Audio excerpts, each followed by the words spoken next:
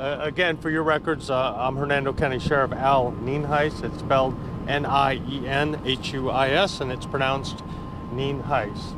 As most of you know, about 8:48 last night, we had reports of shots fired in this area, which of course is not real unusual, but as we started approaching the scene, we got more information that there was possibly glass breaking and or screaming involved, and of course that ramped things up quite a bit.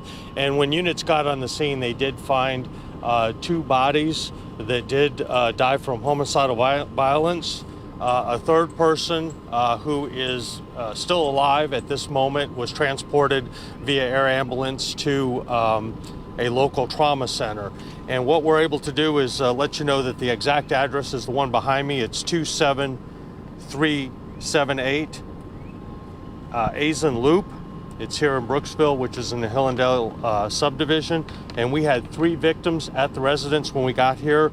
2 of those victims, as I said, are deceased. The first one is Brina Marshall. She is a white female. She's going to be 16 years old. She was just a few days short of her 17th birthday. Tanetta Morell, who is also a black female.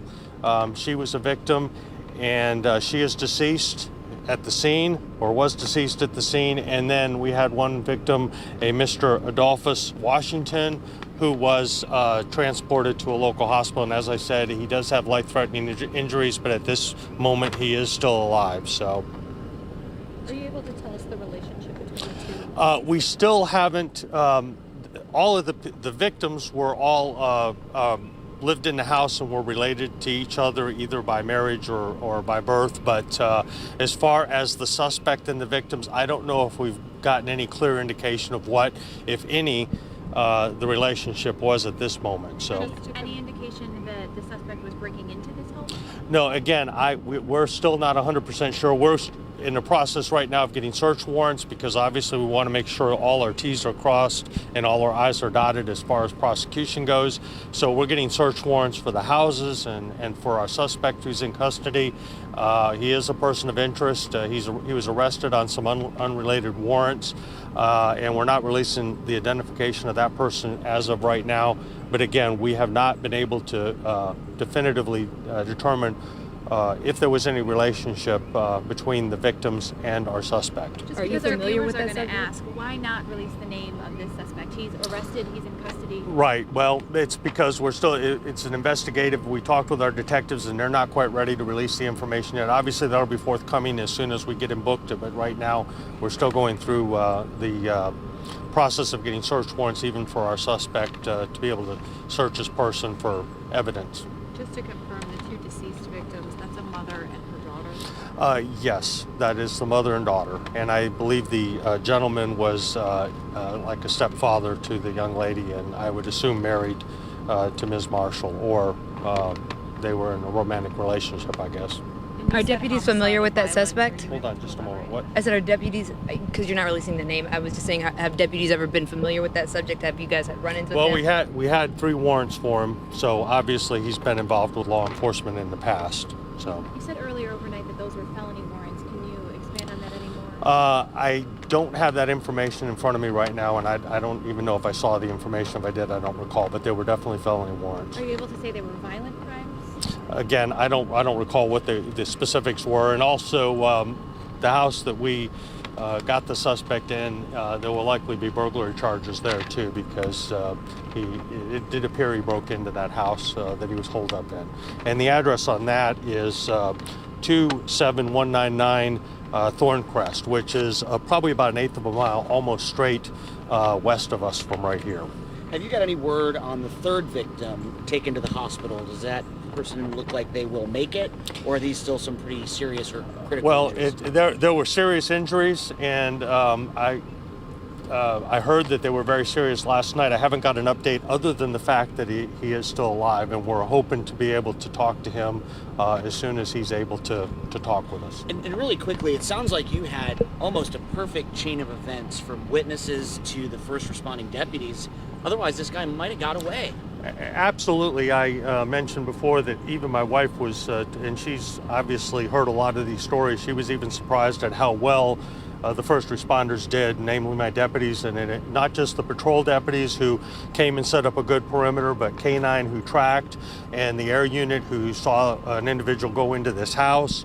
And of course, we had witnesses in the area that saw suspicious activity, people, an individual running, which gave us a location to track from and so forth. So really it did come together almost perfectly to be able to apprehend this individual, and I'm happy to report that no deputies were injured, no innocent citizens other than from the original crime were injured, and even the suspect was taken into custody without injury. So it was as far as the apprehension, it was a very well orchestrated apprehension. My people did a good job. And are the house is close, right? I mean, maybe within a 60-second run, closer?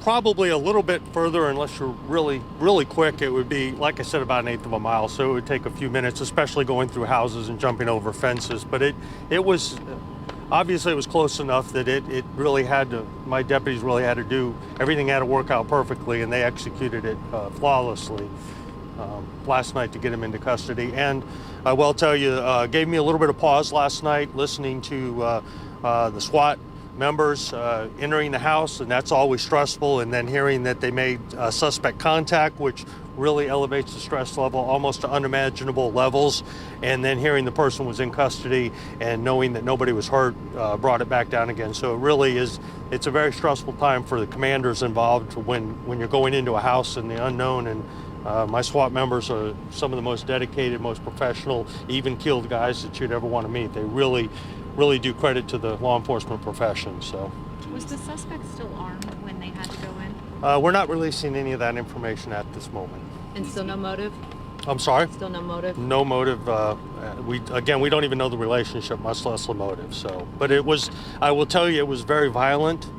There was a lot of violence that went on in the house behind me. So it was not.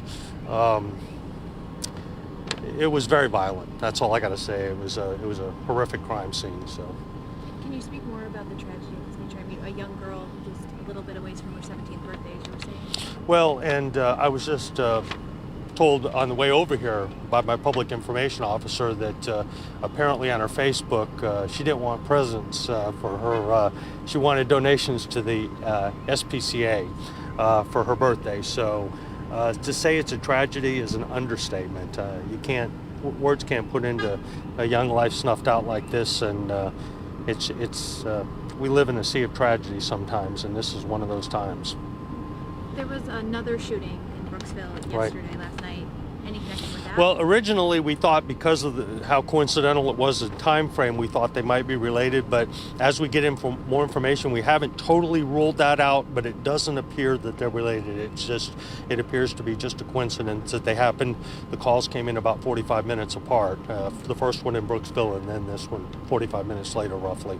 Did the 911 calls come from inside the home, or did they come from concerned neighbors? I don't have that information, but obviously the one person that was still alive, I think obviously got out of the house, and I think either because of him coming to a neighbor or he himself called, I'm not sure. So. You spoke about the violence of this. Obviously, as the sheriff, you see shootings, probably all too often. But what makes this different? What makes you say this one was particularly violent? Well, I will tell you that there was shootings involved, but there's also other violence involved that my detectives don't want me to release right now, but it was violence over and above shooting. So there was a lot of physical contact involved, and it was very violent, and so it's very tragic. It's sad for this neighborhood. You can see this is a very quaint middle-class neighborhood, and it's tragic. All right. Thank you. Thank you all. Anything else?